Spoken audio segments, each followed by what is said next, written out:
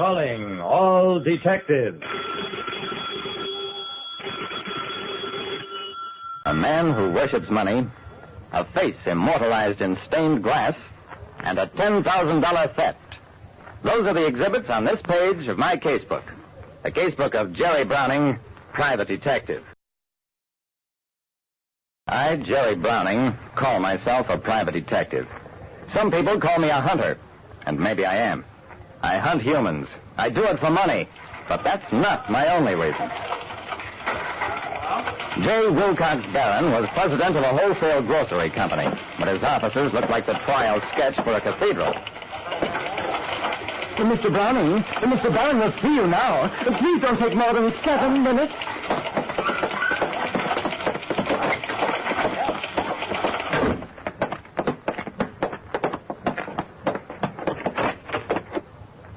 Mr. Barron, this is Mr. Browning. Your appointment at 10:06. J. Wilcox Barron sat behind an enormous desk made of what looked like blonde mahogany alternated with strips of platinum. Behind him, there was a huge stained glass window. I blinked as I realized that the heroic face in the window was the same face behind the desk. J. Wilcox Barron had immortalized himself in stained glass. The face in the picture was serene and benevolent, but the face behind the desk was pinched, lean, and sullen. Browning, I want you to locate a man. Calls himself Donald Eberhardt. Age 27, 5'10", light brown hair, blue eyes. I made a few notes. Why do you want him, Mr. Barron? The old man frowned. Embezzlement. Get details from my secretary, Mr. Granger. Want it handled privately, no police. How badly do you want him, Mr. Barron? I want him so badly, I don't care if you have to follow him to the end of the earth. A wealthy wholesale grocer hired me to find an employee who'd embezzled company funds. After my interview with Mr. Barron, I had a talk with his secretary. The young man in question worked in our export department and misused funds in excess of $10,000. $10,000? The way old Barron talked, I thought it was closer to $100,000. The secretary shrugged. Mr. Barron places a very high regard upon money. He wishes, shall we say, to make an example of this young man. I didn't like the air of the place or the smell of the case. Still, if a private detective starts getting too fussy, he'll wind up starving to death. So?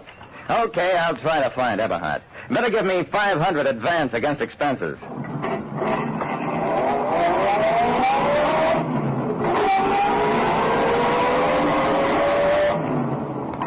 I started out with $500 in my pocket, so not before I'd had another interview with old Barron, because nobody else was authorized to spend that much money.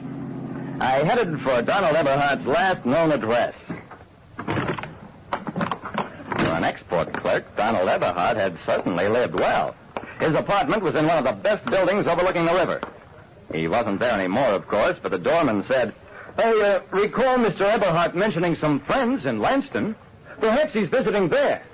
Yeah, perhaps he is.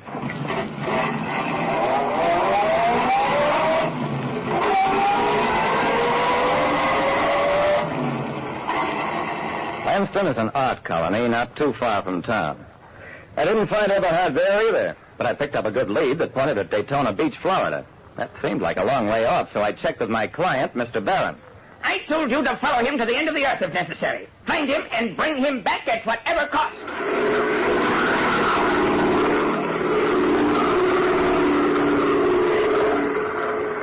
Eberhardt wasn't at Daytona Beach, but he'd been there less than a week ago. The trail was getting hot and led to Key West, Bermuda, and finally to Cuba. I caught up with my man at a little back street bar. He was a shallow, reedy youth with a face that looked vaguely familiar. At the moment, he was sitting at a little corner table, his head back against the wall, his eyes closed, mouth open. I eased myself into a chair. Eberhardt? I'm Jerry Browning.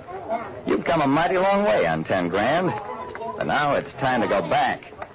The youth opened his eyes and focused on me with difficulty. Never go back. Have to kill me first. Without an instant's warning, his hand closed over a heavy beer mug and... You don't expect drunks to get that violent, that fast. When I came to, it was to find myself in a dispensary with a doctor taking stitches in my cheek and a polite but firm police officer waiting for my statement. The name of your assailant, if you please. I don't remember. If you do not name him, you are subject to arrest. Okay. His name is Donald Eberhard. Very good. And why do you follow him? Please. We know you are a private detective. Answer fully. I was on the kind of spot where you answer fully as requested, or else. The cop didn't let up until he'd pumped me dry. Then, we will find this man for you, Senor Browning.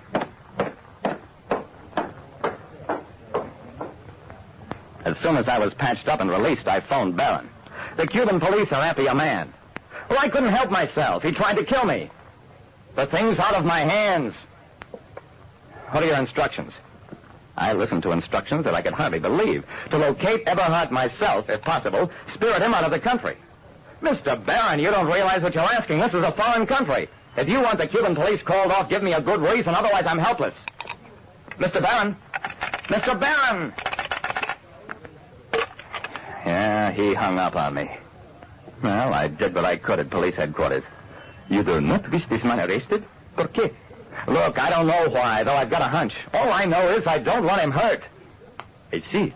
Unfortunately, your request comes late. He has been apprehended. You mean he's dead? No, senor.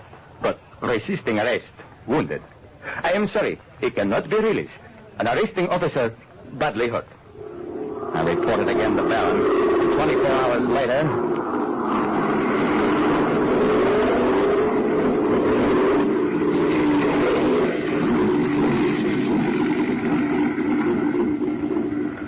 In the prison anteroom, I had my last interview with J. Wilcox Barron. I found your man, Mr. Barron. I'm finished with the case. Now let me give you some advice, free. You've made a god out of money. You thought it could get you everything, including the love of your son. And when he rebelled against you, tried to escape, he struck at you in the only way that you could be hurt, through your money. Okay? So now he's paying for it, and so are you. What can I do? Nothing now. You'll have to let the thing you started run its course. After your boy is released, well, the two of you will have to work it out together as best you can.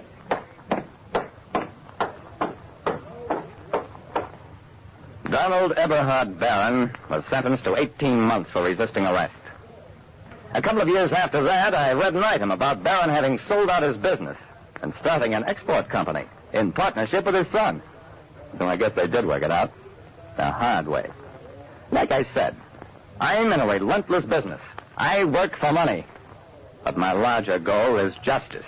And any time money starts getting too important, I think of an old man in the anteroom of a Cuban jail, and I lower my fee. Listen next time to Calling All Detectives, mystery drama, mystery quiz, and a chance for you to match wits with yours truly, Jerry Browning, private detective.